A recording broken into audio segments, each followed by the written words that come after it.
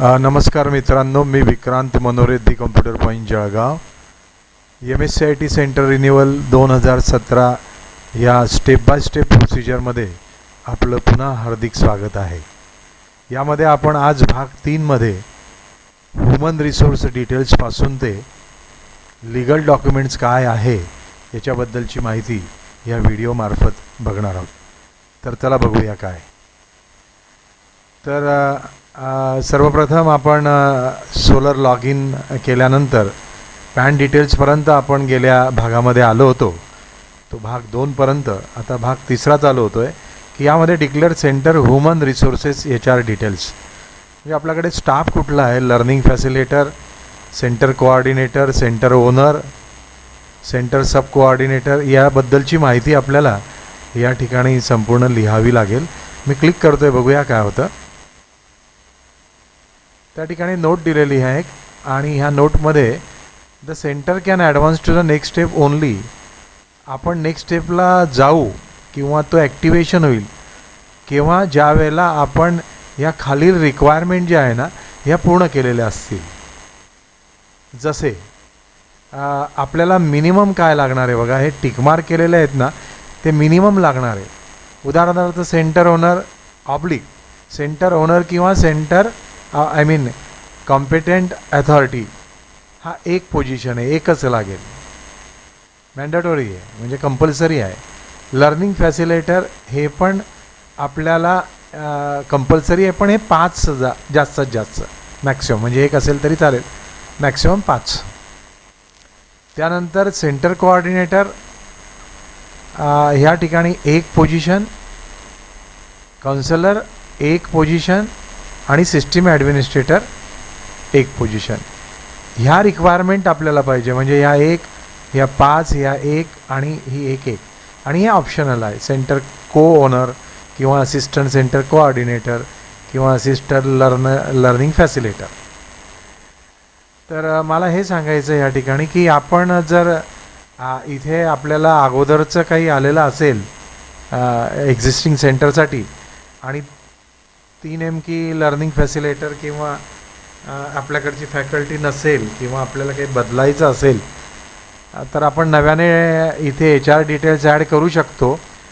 किंवा आपल्याला कोणी नको असेल याच्यातलं, समजा लर्निंग फॅसिलिटेटर सध्या आपल्याकडे नाही आहे तर आपण त्याला डिटॅच करू शकतो, म्हणजे काढून टाकू शकतो आणि त्याच्यामध्ये काही चेंजेस करायचं असेल तर एडिट करता येतं. तर आपण एक डिटॅच करूया. त्याने आपल्याला विचारलं की are you sure you want to detach HR from designation, म्हणजे तुम्हाला तो डिलीट करायचा आहे का. हो. जर मी डिलीट करतो कारण माझ्याकडे ही फॅसिलिटी फॅसिलिटेटर निघून गेलेला आहे. ओके. दुसरी गोष्ट इथे अशी आहे, डिटॅचबद्दल सांगायचं होतं की आपण इथे पुन्हा एक वेळा मॅसेज वाचा. The centre can advance to the next step only selected minimum requirement designation and none of the designation are rejected. मग आपण मोर ॲड करूया. जर आपल्याला नवीन लर्निंग फॅसिलिटेटर ॲड करायचं असेल तर त्याच्या व्यतिरिक्त एडिटवर जाऊनसुद्धा आपण हे बघा. आता याच्यामध्ये जर आपला लर्निंग फॅसिलिटेटर नसेल,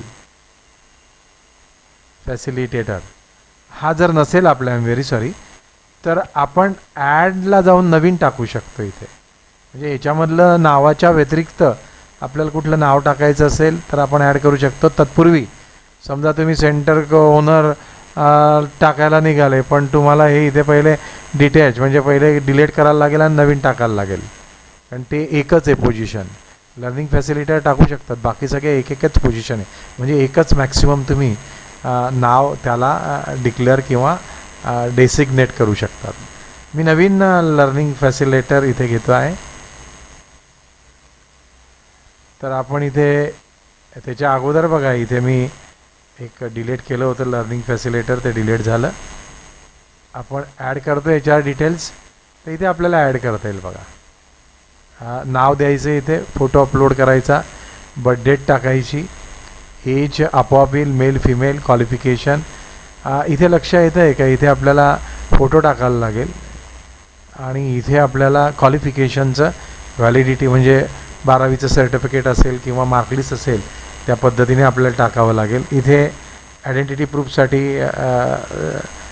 काय आहे, आयडेंटिटी प्रूफ, आधार कार्ड आहे, पॅन कार्ड आहे, त्याचा नंबर टाकायला लागेल. पॅन कार्ड असेल तर नाही, पण आधार कार्डचा नंबर टाकायला लागेल आणि ती पण फाईल. म्हणजे ह्या ठिकाणी 3 फाईल आपल्याला चूज करावे लागतात.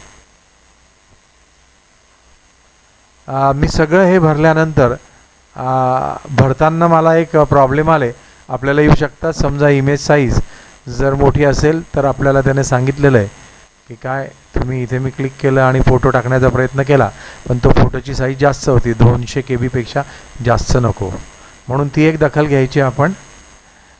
त्याच्यानंतर आपण ज्या वेळेला सगळी माहिती व्यवस्थित भरू त्यावेळेला खाली पण येईल इथे ऑलरेडी जे एक्झिस्टिंग आहे ते, आणि इथे आपल्याला रोल येईल बघा. तर इथे आपण लर्निंग फॅसिलिटरसाठी ॲड करत होतो, तर त्यामुळे इथे क्लिक केलं त्याला आणि सेव्हवर बटन दाबलं. बघा इथे काय मेसेज आला, HR डिटेल्स सक्सेसफुली सेव्ह. त्यानंतर आपण पुढे निघालो. अजून आपल्याला त्याला एडिट करून जर सिस्टीम ॲडमिनिस्ट्रेटर किंवा म्हणजे एक जर आपण माहिती भरलेली असेल आणि त्याचे रोल जर 2 ठिकाणी असतील तर आपण एडिट करून त्याचा रोल आपण वाढवू शकतो नव्याने. म्हणजे सिस्टीम ॲडमिनिस्ट्रेटर पण पुन्हा नवीन भरा, लर्निंग फॅसिलिटर नवीन काउन्सिलर, तसं नाही आहे. इथे हे ऑप्शन्स दिलेले आपण टिकमार जर केलं तर आपल्याला पुन्हा पुन्हा हे फोटो अपलोड करण्याची आणि माहिती भरण्याची गरज नाही आहे. अपडेटवर आपण क्लिक करतो आणि ह्या ठिकाणी बघा आलं आहे नवीन भरल्यानंतर. तर इथे पेंडिंग आहे, त्याचं कारण आपण हे अप्रूव्ड जे आहे ना हे मागच्या वर्षी अप्रूव्ड झालेलं आहे आणि पेंडिंग म्हणजे आता पुन्हा ते एक वेळ आपलं संपूर्ण डेटा बघून ते सेव्ह करतील, आय मीन अप्रूव्ड करतील. आपलं एक लक्षात आलं का इथे की आपण संपूर्ण त्यांनी सांगितलेलं मिनिमम रिक्वायरमेंट जे काही 5 लर्निंग फॅसिलिटर, 1 सेंटर कोऑर्डिनेटर, हे सगळं भरून झाल्यानंतरच या ठिकाणी सेव्ह आणि कंटिन्यू झालेलं आहे. हे येणार नाही. मगाशी मी आपल्याला सांगितलं, तर हे कृपया करून लक्षात ठेवा की हे जर कोणाला येत नसेल सेव्ह आणि कंटिन्यूसचं बटन जर खाली आपल्या त्या स्क्रीनवर येत नसेल तर आपण समजून घ्यायचं आहे की आपण अजून त्यांना रिक्वायरमेंटनुसार आपण ह्युमन रिसोर्सेस HRचे डिटेल्स भरलेले नाहीत. होऊ शकतं लर्निंग फॅसिलिटर आपण 5पेक्षा जास्त भरले असतील तर होणार नाही, पण आपण सेंटर कोऑर्डिनेटर एकापेक्षा जास्त भरलं म्हणजे त्या ठिकाणी फॉर्म, किंवा काउन्सिलर आपण एकापेक्षा जास्त जर दिलं तर ते तसं इनव्हॅलिड आहे. आणि संपूर्ण झालेलं आपलं लर्निंग फॅसिलिटर झालं, कोऑर्डिनेटर झालं, काउन्सिलर झालं, त्यानंतर सिस्टीम ॲडमिनिस्ट्रेटर झालं, हे ऑप्शनल आहे, असिस्टंट सेंटर कोऑर्डिनेटर. तर अशा पद्धतीने आपलं हे आपण ह्युमन रिसोर्सेस भरलेलं आहे. मी सेव्ह आणि कंटिन्युअसवर क्लिक करतो आहे. माझं कन्फर्म झालं आहे. तो विचारेल आपल्याला की खरंच आपल्याला कन्फर्म करायचं का, कॅन्सल करून आपण बाहेर येऊ शकतो, पण आपलं जर कन्फर्म असेल तर आपण ओके करून या ठिकाणी क्लिक करू शकतो. तो पुढच्या स्टेपला आपल्याला जायला लावतो आहे. हे झालेलं आहे. पुढच्या स्टेपला जर आपली गरज आपल्याला असं वाटत असेल की माझी तयारी नाही, तर तुम्ही क्लोज करून पुन्हा एक वेळा सोलोला लॉग इन होऊन तुम्हाला ही स्टेप मिळू शकते. आणि जर क्लिक केलं आणि तिकडे जर परस्पर क्लिक केलं असतं तर ही स्टेप आपल्याला मिळाली असती. ही स्टेपमध्ये आपल्याला बघायचं आहे इथे त्यांनी काय सांगितलेलं आहे एक्झिस्टिंग सेंटरसाठी. तुम्हाला जर लिगल डॉक्युमेंट पहिलेचेच जर असेल ते दाखवलेले आहे त्यांनी आणि तेच जर वापरायचे असतील, वापरायचे म्हणजे तेच व्हॅलिड आहेत, तर तुम्ही नो चेंज करून क्लिक करून पुढे जाऊ शकतात.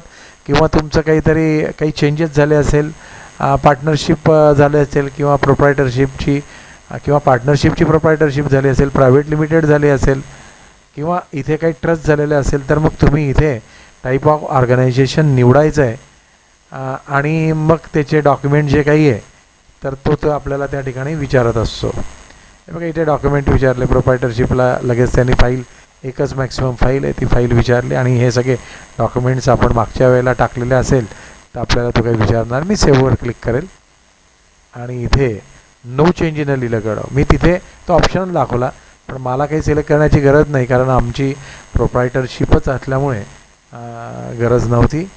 जर आपली पार्टनरशिप किंवा इतर जर काही टाईप्स असेल ऑर्गनायझेशन तर आपण गेल्या ठिकाणी जो काही आहे आपल्याला या ठिकाणी आपण सेव्ह करणार. मी ते सेव्ह न करता बाहेर आलो होतो आणि इथे नो चेंजवर क्लिक करतो आहे. तर विचारतो आहे पुन्हा एक वेळा कन्फर्मेशन ओके म्हणणार आपण आणि अशा पद्धतीने या ठिकाणी आपला हा स्टेप संपलेली आहे. तर आपल्याला हा व्हिडिओ समजला असेल, नाही जर समजला असेल तर कृपया आपण 9890068468 किंवा LLCला RLCला आपण डायरेक्ट कॉन्टॅक्ट करून विचारू शकतात काय प्रॉब्लेम्स आहे म्हणून. आपल्याला व्हिडिओ समजला असेल. Nice to meet you. धन्यवाद. Thank you very much.